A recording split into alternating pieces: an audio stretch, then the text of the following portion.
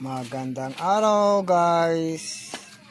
So guys, samahan niyo ako guys at mag-change oil tayo guys.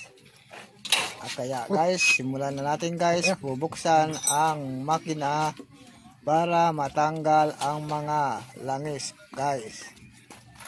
Mas maganda talaga guys sa motor yung pinapalitan ng langis para ang kanyang under guys ay malinis at hindi magaspang.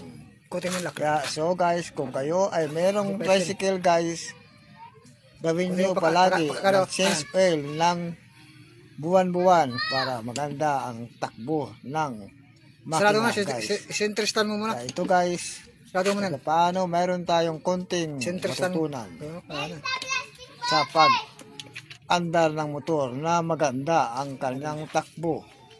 Yeah, so guys, ganyan ang sinasabi ko sa driver guys na palaging mag-change oil.